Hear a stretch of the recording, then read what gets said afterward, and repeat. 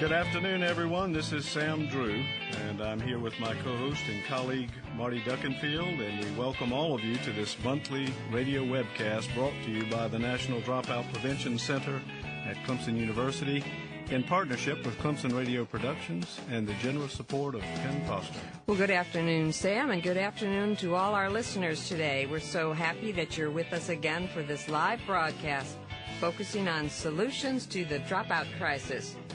We welcome back all of our previous listeners and all our new ones. We think we've got a terrific program planned today, so I think we should get started. First of all, I need to remind our listeners, or tell those of you who are here for the first time, that we have a lot of materials on our website to support today's program. If you look on the website where you're listening, you'll see a whole list of things, and the first thing is the most important for today. It is the slide presentation. This is, in fact, a PowerPoint that will support today's discussion. So have that open and ready. There's a lot of other resources on this webpage. I think we outdid ourselves this time, Sam. It's just loaded. They're wonderful resources. Yeah, fantastic. Well, of course, high on my list is our recent newsletter, which we did in partnership with the National Coalition for NCPI, Parents Involvement in Education. Wonderful help from them. And it was focusing on family engagement.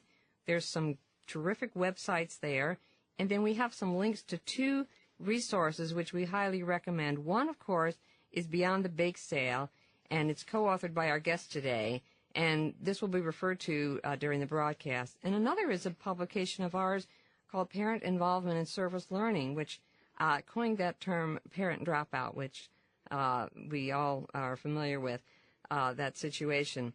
There's also a PDF that you may want to look at later, which is called Fortress Partnership School Rubrics, and that's the last on the list, and you may want to have that up there as well. So a lot of stuff, Sam. There is a lot of stuff, and one of particular interest to me was this Fortress Partnership School Rubrics resource. That also can be found in the other resource that you mentioned, the book Beyond the Bake Sale. That's right.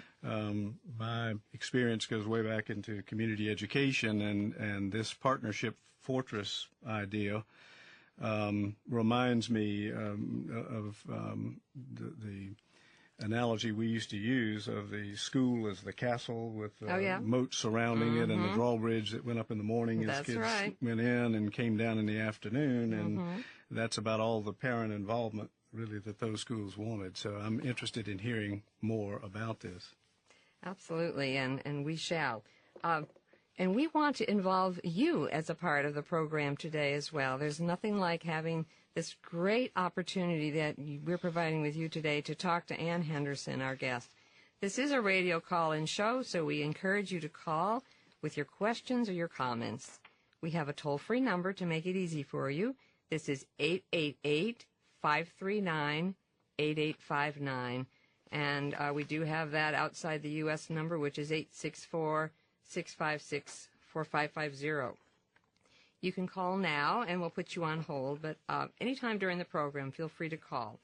We'll try to get to your calls as soon as we can. We also accept email questions. I'm sitting here with my nice little laptop, and the address for email questions is ndpc@clemson.edu.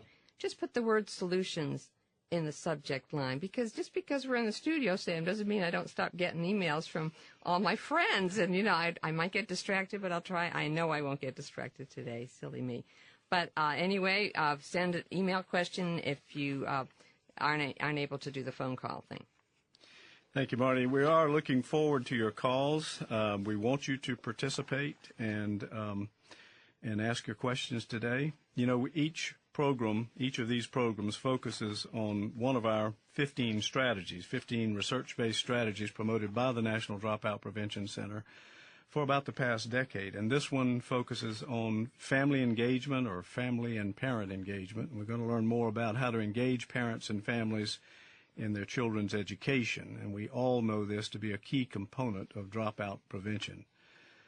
Joining us today is Ann Henderson, a senior consultant with the Community Involvement Program at the Annenberg Institute for School Reform, and Ann is coming to us straight from NPR studios in Washington, D.C. She has a wealth of experience and expertise on this topic, and we welcome you to the program today. Thank you, Sam and Marty. I'm delighted to be here. We are seeing a great deal across the country in recent legislation recognizing that involving parents and families is not just a good thing, it's a must. But we also find as we travel out across the country that schools, teachers, administrators are often at a loss as to how to really get parents involved. We see a lot of requirements now in certain state legislation for involving parents in the planning stages for their children as they develop individual graduation plans. And again, schools are not very familiar with what works to engage parents. They have the usual strategies of PTA and PTO and contacts through phone systems, but many of these parents we know have never set foot inside of a school since they graduated or perhaps dropped out. So there are lots of challenges for us toward this goal. So if you're a parent listening today, or if you're a teacher or administrator struggling to get parents more involved, our guest today, Ann Henderson, is the person to speak with. And we want you to call in with your questions, and I want, before we begin, to give you those numbers once again, toll-free, 888-539-8859. And if you're outside of the U.S., we do have a number, 864-656-4549. 4550. There's an old typo there. Gosh, they changed that number on us. And we've got a lot to cover, Ann, so let's get started. All right, I'm delighted to do that. I hope everybody has their PowerPoint slides up and running on their computers, their laptops, or their desktops. And we'll start to grapple with this question of how to engage families in the pathway to college. One of the important points I think we need to focus on throughout is that the flip side of dropout prevention is planning for a positive future, and that will be the theme throughout. One of the things that I've done over the last 30 years and why I'm here today is that I've tracked the research that connects family involvement with student achievement. And the picture of a new wave of evidence that's on slide 1, which is the fourth in my research reviews I've done since 1981. This one done with Karen Mapp, my wonderful colleague who's now at the Harvard Graduate School of Education. The bottom line on this research is that there's a powerful impact on student achievement when schools and families and community partners work together to improve student outcomes. And let's just take a little look at the next slide, which is the bottom line here, and that is when families are involved at home and at school, not only do their kids do better in school and like school more, but there's a collective effect. Schools that are more open to families, that make a real effort to make families feel welcome and involved, that are welcoming looking and have an obvious entryway and all of those things that make a building family friendly, those schools tend to have higher average achievement than schools serving similar populations that aren't making that kind of effort. And that's because we're talking here about the relationship between the people who work in the school and the families who are sending their children to the school. And like all human relationships, it takes work, it takes effort, it takes investment. We can't just expect to send out a flyer and let it all take care of itself. We have to get to know one another as human beings. And when we do that, you can see on the next slide the positive impacts on students from across this body of research that I've been tracking now for almost 30 years. Not only do kids do better in schools in ways that we measure, such as grades and test scores and higher level program enrollment and promotions and so on. But they also like school better. They come more often. They're more comfortable there. They behave better while they're there, and they're paying attention. And they tend to graduate and go on to higher education, which of course is our topic today.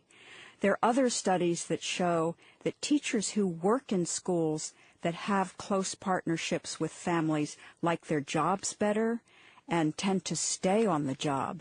We know from recent studies that half of all new teachers leave the profession, or should we say drop out, within 5 years. But this drops way down in schools that have open, trusting relationships among the staff and with families. That, Anne, if I can interrupt you just for a moment, is an important point, because often when we go out and we talk about parent involvement in schools, we will hear from teachers, I just don't have time to do any more than I'm doing and keep up with what I need to do in the classroom. And what you're suggesting is that this is a tremendous investment of a teacher's time. It is an investment of time, but it's one of those investments that really pays off.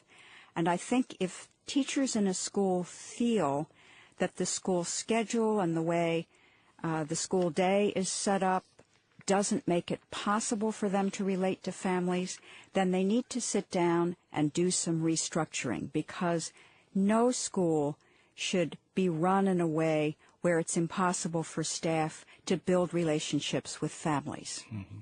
That's a great and point. One of the points I want to make on the next slide, this comes out of Reginald Clark's very interesting and sustained research on out-of-school time, is that, first of all, students spend most of their waking hours outside school when we factor in vacations, weekends, and so on. And how they spend that time, of course, has an enormous impact on how well they do in school. And even at the high school level, out-of-school time is more or less directed by parents and families. When students spend 20 hours or more a week outside school in constructive learning activities, they tend to do better in school. And constructive learning activities can be anything from reading the paper, watching the news, writing letters, scanning the papers for sales on food and clothing, to doing community service work, to participating in after-school and sports programs.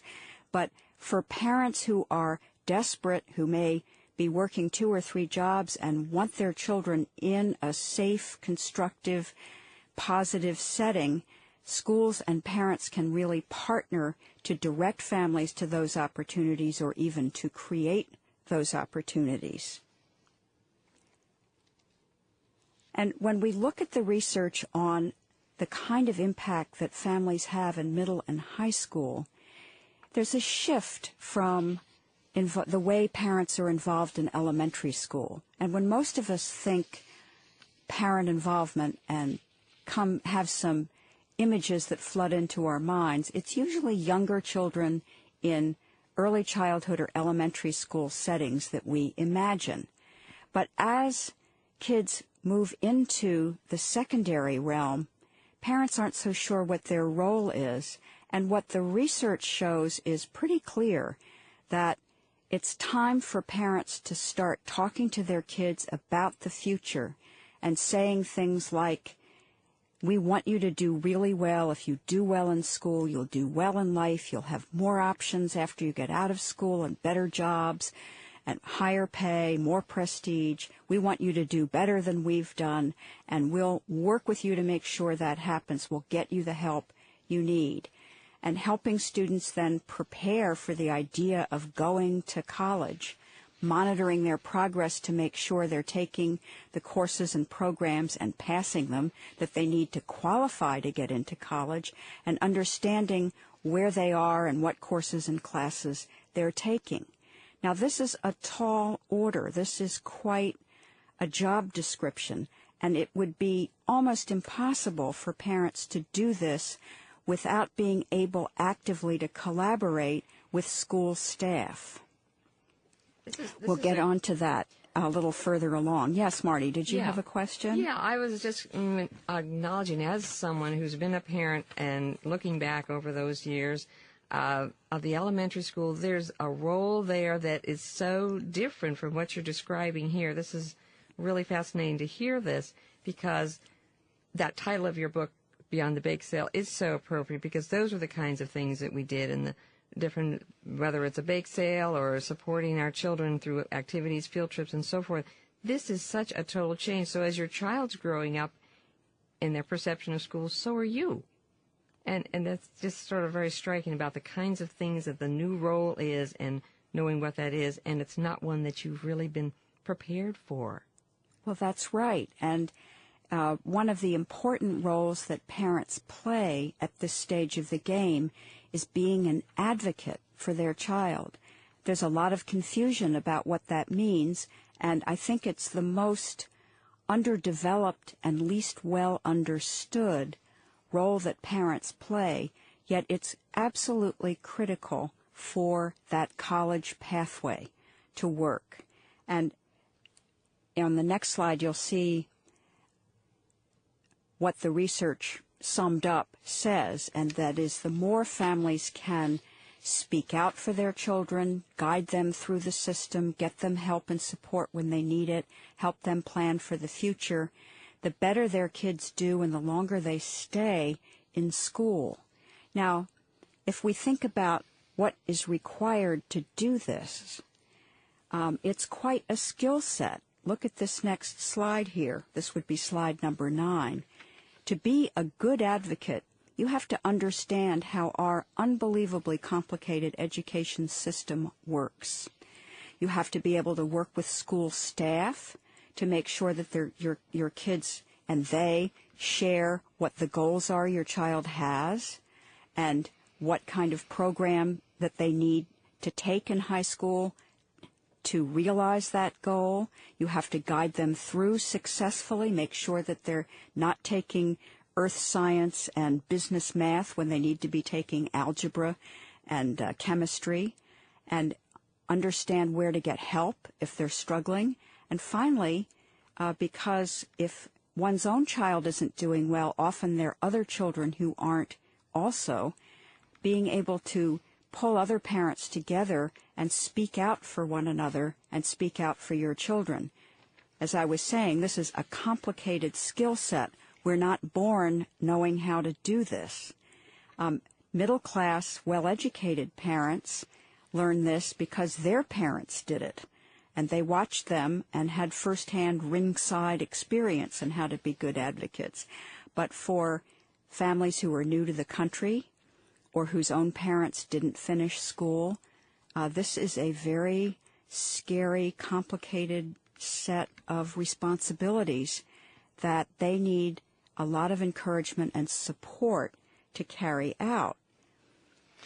Well, and even preceding that notion and of parents as advocates and the intricacies of that skill set, we often hear also from some teachers that with respect to parents that are not involved, we've tried everything, and some of these parents just don't care. What would your answer to that be? Well, I think that starting from the premise that some parents don't care is not going to take you very far. And I think that what we need to realize is what the research has been telling us for quite some time, is that parents do care. They may not know how to express that in terms of their involvement at the school. And that what we do know is that they're doing a lot more at home than we may realize. They're talking to their kids. They're trying anyway to keep them focused on learning and homework. They're telling them that a good education is important, but they may not know how to support their learning or to go to school and play a constructive role there.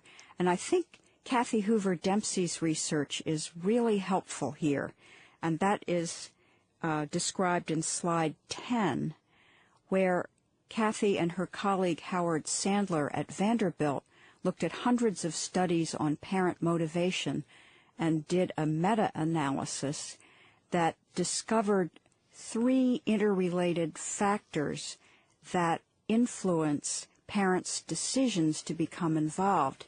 And that first one has to do with their role construction or job description. They have to understand that they should be involved in middle and high school and what that looks like. And then they have to be confident that they could pull it off and make a contribution if they tried to be involved in these more active ways.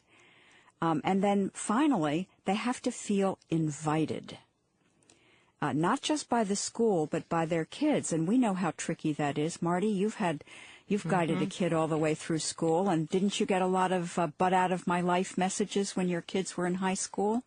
Well, we won't go into that. I know I did.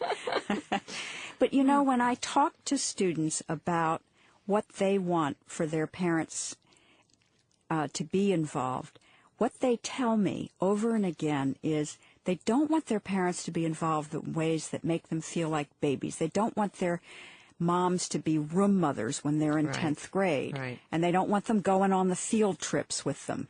And they don't want them showing up and coming into their classroom and embarrassing them. Mm-hmm. But what they say they do want is for their parents to know what's going on and be able to intervene if they're struggling or in trouble or not being treated fairly. Mm-hmm. And parents very much care about their children's safety and their connection to school.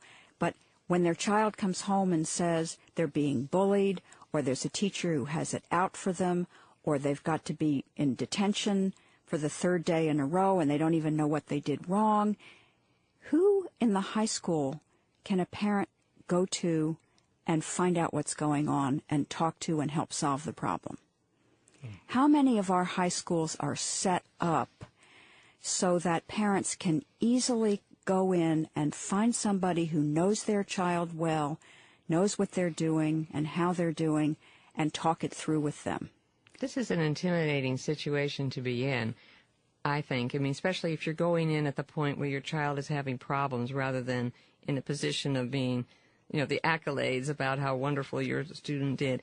They're struggling, and so you're feeling at a loss about what to do, and also at a loss or feeling a comfort level if you haven't established a relationship prior to this.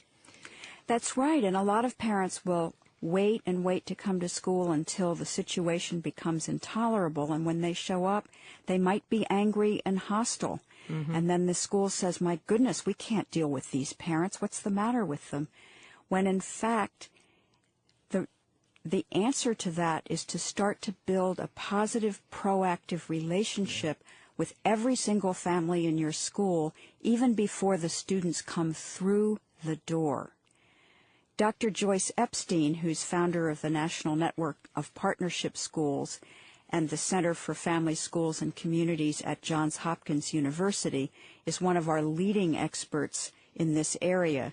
And what she says over and again is that the strongest and most consistent predictors of parent involvement, both at home and at school, are what schools and teachers do specifically to encourage and guide parent involvement.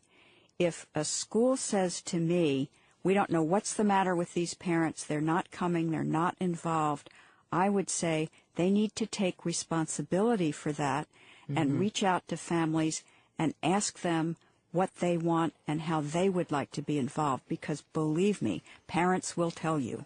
Yeah, and I think do a little promo for you on your book. Having been reading that book for the last week or so, it is fantastic about the solutions, as we talk about today, that you do have for establishing these partnerships and the steps to take. Ann, we have had Alan from Utah has sent us an email with a question that I hope you can address, and let me read it to you. Alan asks, what is a clear definition of family? Is the definition changing? Is there any research on the achievement of children who come from non-traditional families? Oh, that's a wonderful question. Of course, we know that families comprise all the adults in a child's life who care about them and are involved with them. So that can be not just their biological parents, but their grandparents. Over 5 million grandparents are raising grandchildren. This is a significant statistic, especially in urban areas, but it can be aunts or uncles or even an older brother or sister, guardians, and so on. And when I talk about parents and families, I'm using this very inclusive definition. There's a lot of research on the composition of families and the impact of that on student learning and student success. And I would say it's inconclusive. The most important thing is the steady presence of an adult in a child's life who cares about the child and is basically at their back, guiding them through school. And so that means it's imperative for the school to find out who that is in the child's life and to work with that person as a partner. And again, that person is playing that advocacy role we were talking about. Right, right. And so oftentimes our assumptions are that it may be the parent, but it may very well be the grandparent or another family member who is going to play this role that you've been talking about. Absolutely. Well, we thank Alan for his question. It always enriches the program when we hear from people out there in the world who bring up issues that we perhaps hadn't thought about, Sam. And I had another question also, and with my wife teaches students with disabilities, and it seems to me, and I may be wrong about this, but that parents of students with disabilities seem relatively well versed, particularly with respect to these issues of advocacy that you talked about earlier. And there seems to be a more concerted effort on the part of a number of groups to help parents with these skill sets that are needed to be advocates for their kids. Is there a model here that might apply to all parents? Oh, absolutely, Sam. That's such a good observation you made. Children with disabilities are especially vulnerable, and we have a tremendous support system for them. The Education for All Handicapped Children Act, which was passed way back in, the early 1970s, provides for parents to be advocates for their children and to sign off on individual education plans for their children. There's a lot of technical assistance and support for those families that's funded by the federal government. And I think that the model there would work very well for all children who are at risk in some way. Many schools are now going to personal learning plans for students who are struggling, or even for all students, that engage the parent and talk about how the parent and the teacher will work together to support the student's success. And I think we could do very well to look closely at the special education model and adapt some of those trainings and support networks for families with low income or who don't speak English. Good point. If we go on to our part 2 here, unless we have any other questions from the audience, well, Marty, we do have anything? a question, but I think it may relate more to the second part, and I'm going to hold it for a bit. But All right. we do have one from Alabama, and Christina, we're going to get to you. Hang in there. I'm delighted we do, and I'm glad we have some active listeners out there. The next part is looking at what an effective family-school partnership actually looks like at the high school level, and how can we do this in ways that will improve student achievement, and not just in high school, but throughout their life. And I'm going to refer now to a study done by two of my colleagues at the Community Involvement Program, Carol Asher and Cindy McGuire. They took a close look at 13 New York City high schools that serve just about all low-income children of color. but yet these schools have above-average graduation and college attendance rates, and by that I mean above the district average and well above the average for other high schools serving similar populations. They found 4 key areas of practice that are related to the success of these schools, and most of these schools had a lot of strategies for engaging families in promoting college attendance and timely graduation. The 4 key areas of practice they found, and which resonate well with other research on high-performing schools, is that they have academic rigor for all students. They're eliminating low-level and remedial courses and tracks, and basically committing to preparing all students for college, giving them the high-level classes they need to qualify, not just to go to a community college, but when they graduate to be ready to go to a 4-year college. And then in case students stumble or struggle or aren't quite ready, say for Algebra 2, they have a network of timely supports that kicks in right away. A lot of this is short-term pullouts to prepare students who may lack some skill areas and then get them back in the classroom quickly. There are also before and after-school programs, lunch and learn programs. Many of these schools have a summer bridge program where they assess students' skills as they're coming out of 8th grade and give them a lot of intensive work over the summer so that they're ready for 9th grade level work when they come to the school. They also have what my colleagues called a culture of college access, which means they're powerful messages all the way along to the students and families, even before they come through the doors in the fall, that this is a college prep school and that they expect every single kid to have a college acceptance letter at the end of 4 years in the school. They also use their data effectively. They track how students are doing practically from week to week so that, again, that network of supports can kick in so that they know among the students who've graduated which ones actually made it to college and whether they stayed there. They stay in close touch with students who've graduated and bring them back in to mentor the students who are currently in the school. So these 4 things are highly interrelated, and I think they're powerfully related to the success that they've had. Now, 2 of these are more closely related to family involvement than others, but let's take a look at, first of all, network of timely supports. One thing these schools have done, and let me say this about the schools, they are a little smaller than the average high school. The average size of these schools is about 900 students. Some have only 600 students, others are larger. But they run the gamut in terms of the types of schools that they are. Some of them are vocational and technical schools that made the decision that their kids are going to go to college so that they'll be able to do their technical jobs even better and be able to manage a business. And in this network of timely supports, every one of these schools has some system where there is an adult mentor for each student on the staff of the school, and that person is the key contact for families.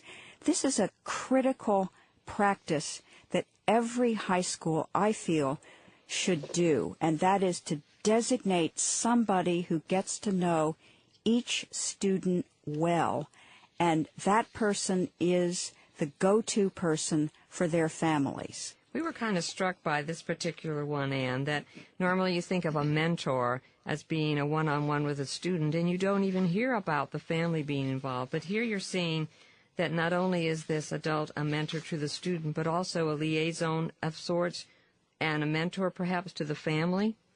Absolutely.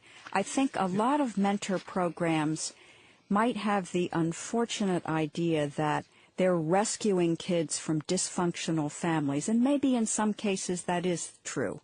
But we should never assume that.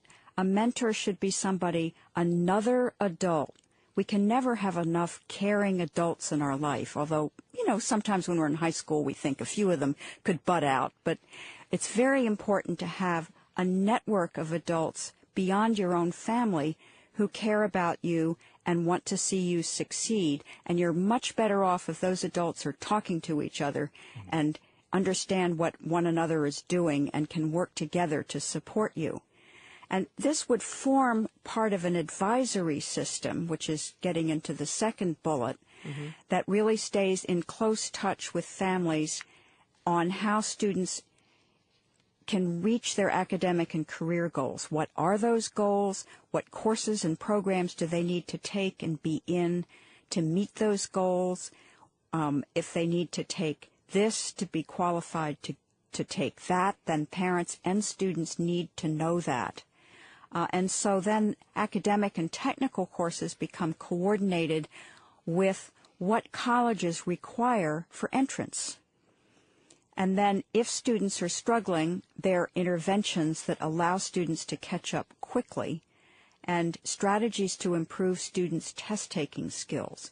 And again, families are involved in this in the sense that they understand what's going on with their kids in school, that they might be in an intervention, that their students are working on test-taking skills. They're just there and at their students' back the whole time. What does an advisory look like? Is this a meeting that would happen with the mentor and the student and the family once a week, once a month, or what? Describe that a little bit for us. Of course, it takes many different forms. I think there's a program called First Things First, which is a whole school reform program, which I think does a wonderful job with the concept of advisory. And in programs like First Things First, every adult in the school is an advisor to a small group of students, maybe 10 or 15 students. And typically you keep the same advisor throughout your whole career in school. And that person is responsible to get to know you well and their other advisees, and to meet with and get to know your families. And you meet with your advisor usually weekly, and the time is built into the schedule. In some schools, it's your homeroom teacher is your advisor.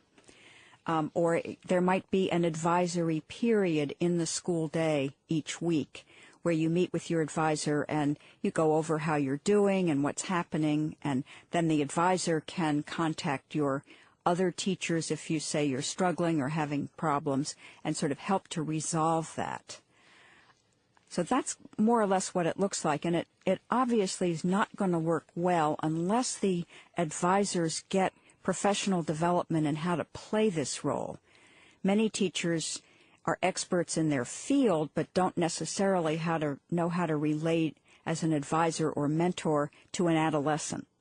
And they're going to need some support to do that. But when they get that, they do it very well, and these programs are extremely successful.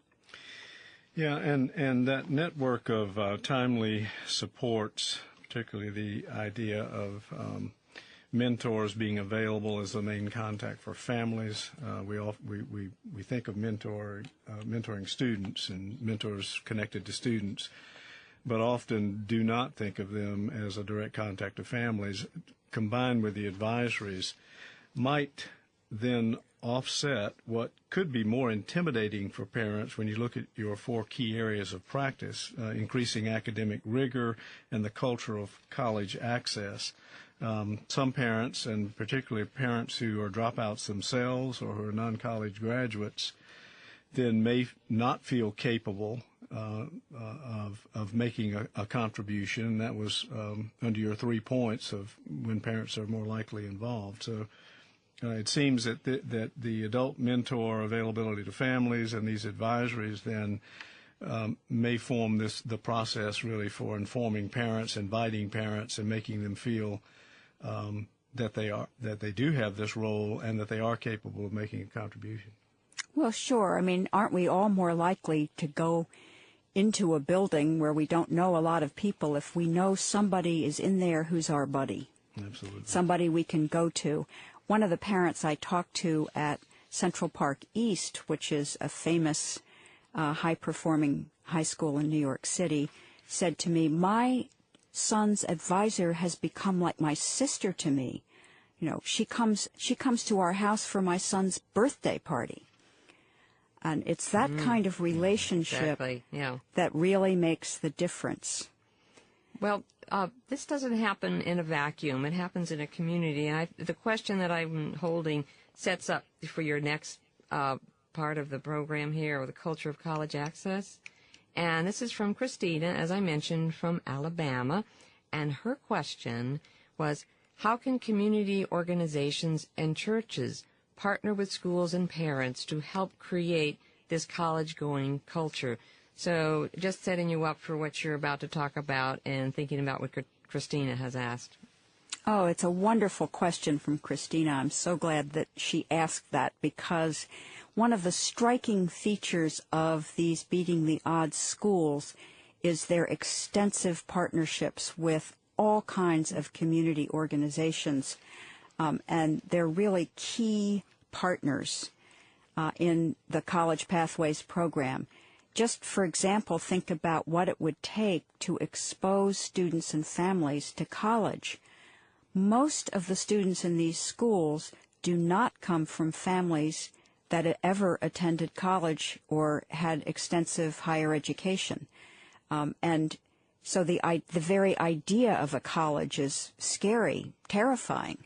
And community partners play a big role in field trips to colleges for not just the students, but their families. Many families worry, particularly about their daughters. They've heard terrible stories about life in dormitories, some of which are true. And they're very anxious about what would happen to their children on a strange campus, and just being able to go and be supported by their church group or a local community organization who puts together, say, a bus tour in collaboration with the school and the college partners that the school is working with, makes an enormous difference, particularly in the support of girls to go to college. And, of course, just getting the information out to families about what students have to take to meet requirements for college admission. Many families don't understand that their kids have to take algebra in order to go to college, or that they have to take advanced math and they need a background in a language other than English. And so the schools that my colleagues looked at reach out a great deal to community members and have them come in and talk to students about the value of college. They have employers come in and say, well, yeah, you know, carpenters didn't used to need to go to college, but let me tell you what this job of being a carpenter is like now, or being a pipe fitter or a plumber or an automotive mechanic. And they really sell the concept of college to students in a way, and their families, in a way that they can really understand. Also, as part of the culture of college access in these high schools, is that most of them have some kind of a college office. It can be part of the guidance counselor's offices, or it can be a separate room that gives out information and help and counseling. And this college office is often staffed by people from the community who come in as volunteers. Now, if we skip ahead to slide 18, which looks at how the community around these Beating the Odds schools is involved, you see a tremendous number of roles that they play. A lot of partnerships with community colleges. Many students who graduate from these schools already have earned college credit because they've taken classes in their junior and senior years at local community colleges. And community groups often provide mentors to students to help them make that transition from their high school to a community college. Then local employers do a lot as well in terms of internships and advice. There's service learning opportunities that get set up for students can learn job skills and what it takes to perform in a workplace or a community setting. Local professionals can be interviewed by students on the student radio program or at forums so that students learn about what they do and what kind of exciting jobs and careers there are out there. And community members also do the more traditional things, of course, of tutoring and volunteering.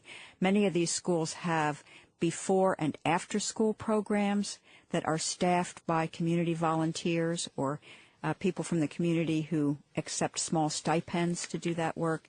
So there's a tremendous amount that they can offer to help students get and stay on a college pathway.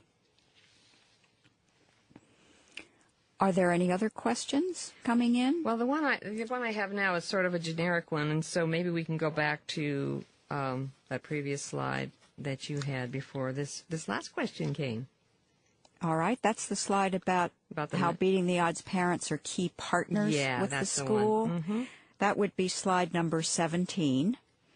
And you can see that there's quite a bit that is happening even before the students enter the school through the summer bridge programs, and that this program sends a powerful message to the whole family that this is a college prep program that their students are going to be embarking on, and that the school is totally committed to working with the families to do whatever it takes to make sure that the kids succeed and graduate in 4 years and are ready to go on to college. And they explain that there's an advisory system. They introduce families to the advisor or mentor or whatever the name that the school might designate, their main contact around their student at the school. They explain what's needed for college and show the kind of data that's there about the school's record in getting kids ready and how many of the students who go on to college actually complete college, so that parents really get a full, honest picture. And again, these college fairs and trips to colleges have an enormous impact in helping the whole family become comfortable with the idea of a student going off and away to college. Well, I'm gonna put the phone number out there. We do have this other question or two, and did look at the clock. Gosh, it's going by fast. But I'll give that phone number again out there to anybody who might want to have a conversation with Ann besides us. And that's 888-539-8859. Okay, Ann, back to you. Well, I want to let the audience know about some of the resources we have up that you've posted on your website and that are available on the Annenberg Institute website. I worked with my colleagues to develop a set of tools based on what they learned from visiting and interviewing at these 13 high schools. And there's a 5-part tool we tried to make very user-friendly.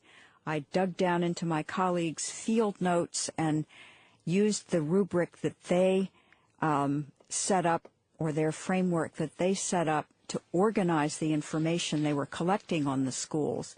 So we have basically a framework of good practice that's been developed around those 4 key features of these schools.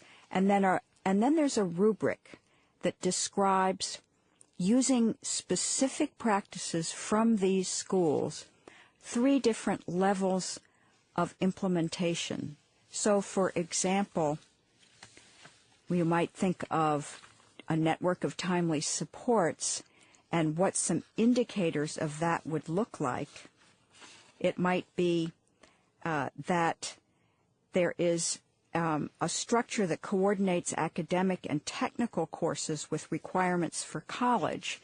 And so in the rubric, you'll see what that looks like at a school at the beginning level, at a school where it's reaching most students, and at a school where it's reaching all students.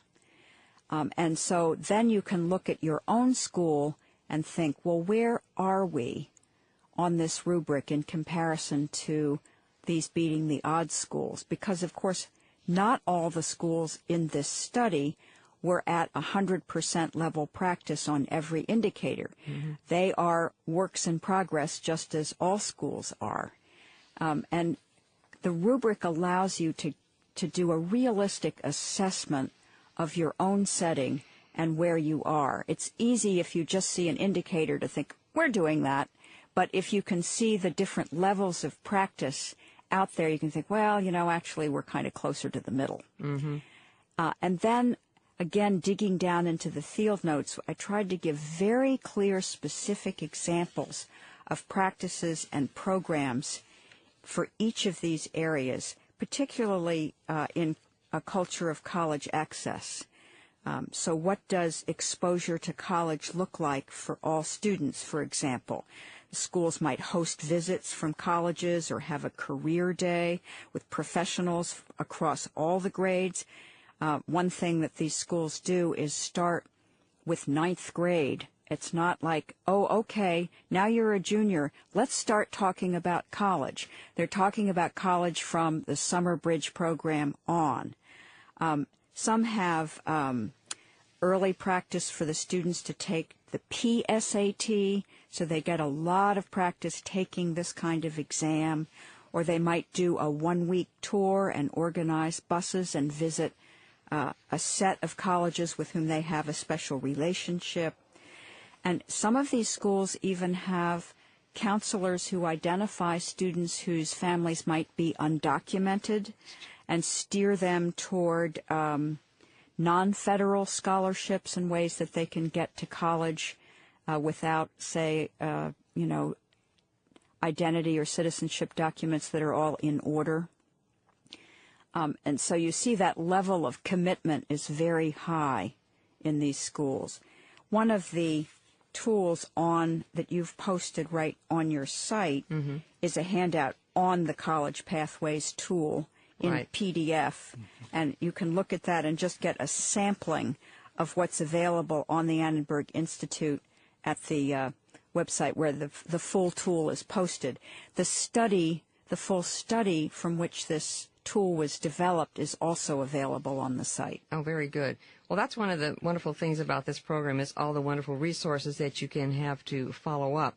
I have some more questions that are coming in now. If you got very a minute good. here, yeah.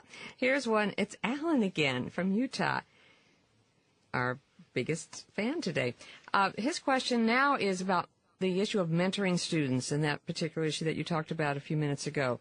With budget cuts, he says, classes are getting larger, counselors and student advisors are becoming more sparse. So what suggestions can you give to promote this support network in a practical way so that there are enough mentors to go around? Good question. Well, of course, in this world today. Good question. Yeah. Absolutely. And I'm hoping that economic stimulus bill is getting passed and that we'll have some money being pumped into our education system so that they can do research-tested approaches like this and expand their staff so that they can have more adults per student. These Beating the Odds schools are doing all of this with your standard New York City budget. They tend to have fewer administrators and more people who work directly with students. They also rely heavily on their community partners to get information out to families, mm-hmm. to organize college fairs, to give students good out-of-school learning experiences. It's of course, it's a struggle, and the people who work in these schools work very hard. Many of them have tapped alumni and parents whose students have graduated out to come in and do some of this work with students. But in terms of setting up that mentor role, there's really no substitute for having a school staff member mm-hmm. play this role and providing the professional development and schedule support to make it work. It's an investment that really pays off. The new small high schools in New York City, and those of you out there who might not be aware that New York City is definitely an improving school district and has been for about the last 20 years. One of the things that's been happening there is that they've been closing down their big failing high schools, their blackboard jungle high schools, and reopening smaller schools. Now, this doesn't mean they're on a building binge, because it's not like there's a lot of spare land in New York City, but there's no law that says that one high school building can only have one school in it. And many of the big old buildings are now the home of, or are like a campus, and they'll have a different school on each floor or in each wing. And so they've broken them down and just made them smaller and more personal. And people who work in these schools play a lot of different roles. Now, you would think, what about the teachers' union and the extra work that might be involved in mentoring students and making this level of commitment to getting students through? And the answer to that seems to be that teachers are lined up to work in these schools because they're such wonderful environments to be in. Now, many of these schools are enterprising in terms of raising additional funds for things like the after-school programs and college tours, and they've been pretty successful tapping state funds, foundation funds. Many of them have partnerships with businesses, with hospitals, with labor unions. That question we got from Alabama really gets to this point, that there are community organizations with people who are anxious to help and might have some time. So just being well organized can take advantage of a lot of resources that don't have a cash price tag. Well, I think the schools that you're portraying here are a total paradigm shift from some of the things that we see out there today, but it's more than parent and family engagement. It is community engagement in this partnership school and what that means and what you portray so beautifully and illustrate how to accomplish in that publication. So it certainly is an exciting and optimistic kind of way of looking at things. I have another question that's come in. It's of more generic nature, Anne, that I can throw at you, but it's certainly one with people having families with jobs and other things interfering with the school day. How do schools strengthen parental involvement for those parents who may be actively engaged with their child's education at home, but they never show up at the school because they've got busy schedules, they've got health issues, and so forth? And this came from Jerry in South Carolina.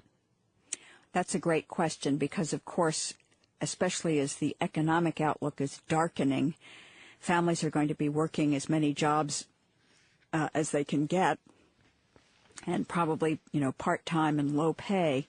And so getting to school for events just might not be at the top of their list.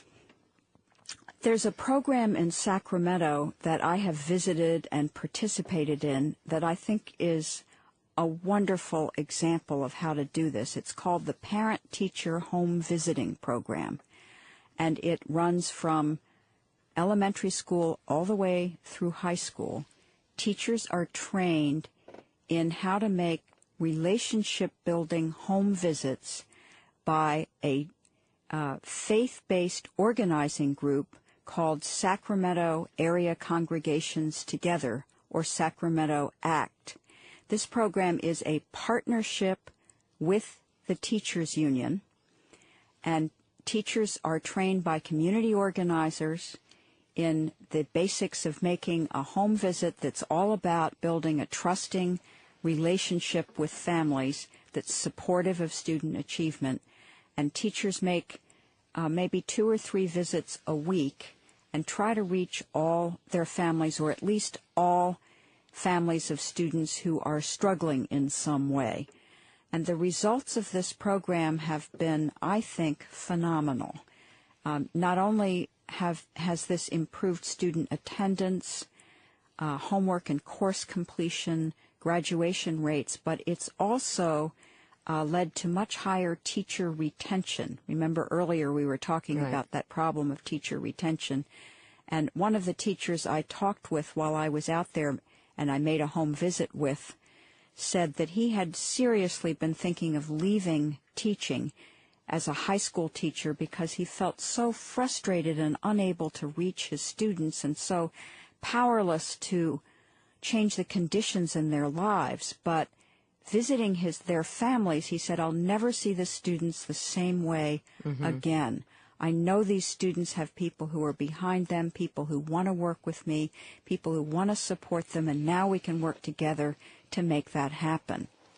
This is a program that Sacramento Act is spreading. It's now in 5 states, and they want to build a national network so that any state or school district that wants to embark on this can get training and do it. The state of California actually picked it up because it's been so successful.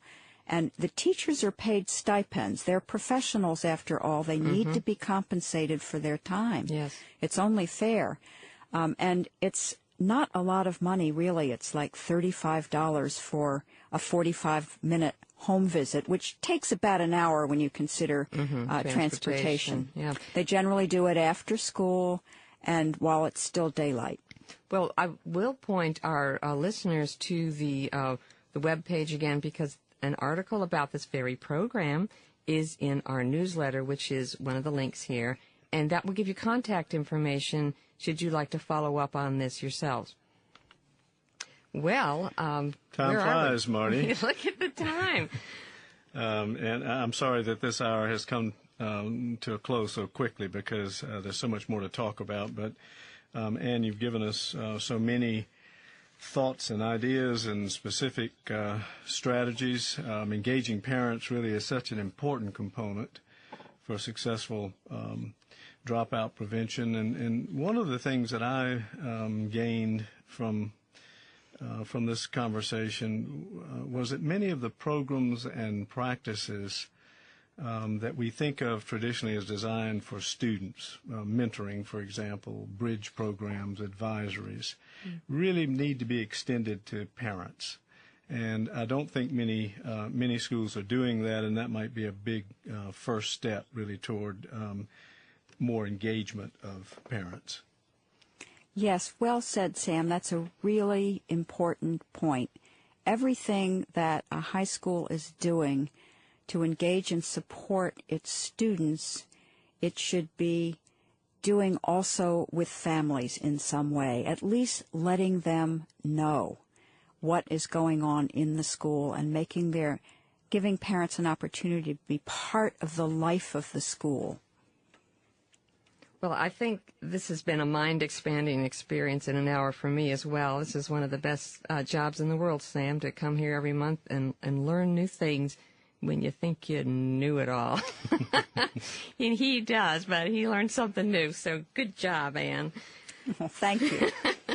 I want to thank you, Ann Henderson of the Annenberg Institute for School Reform, for being with us today. You've certainly given us lots of good guidelines and specific strategies for us to get started on this important area. And it's really now up to each of us and our listeners out there to explore further what you presented and begin to apply these solutions to our work in ending the dropout crisis. Yes, and I want to remind our listeners that this particular radio webcast, like all of our monthly programs, will be archived on our website, so you can go back and listen again, or recommend that your friends and colleagues listen. And you can use the archive program for professional development activity for an entire faculty or community group. Might I mention here, I don't know if I did last month, but our colleague Ray Morley in Iowa is going to have the radio webcasts be workshops at the Alternative Education Conference in Iowa in April. And this one will be joining it. So, Ann, even though you don't know you're going to be in Iowa, you're going to be in Iowa in April. And this is a great way to bring a group of people together around a topic. So I thank you also for joining us today. It's been terrific to learn from you and to spend time with you. Well, thanks very much for having me. I enjoyed it myself. Well, these radio webcasts will be broadcast every month on the second Tuesday. We have a program set for next month, Tuesday, March 10th, and we're going to feature Stuart Udell, who is going to talk about the topic of virtual learning. We've got some other great programs lined up for after that, including early childhood education, career and technical education, and graduation coaches. So the list of solutions is endless, Sam. I guess we're going to be here forever. Well, this current webcast is going to be available in less than 2 hours, so I'll be ready to listen to it again. Or you can download it for your iPod or your MP3 player. You know it's on iTunes. I hope you subscribe. I'm a subscriber to Solutions, and I get every month's program to hear again and again and again.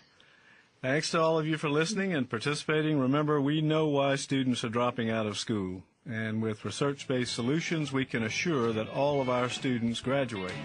Join us next month for more solutions to the dropout crisis.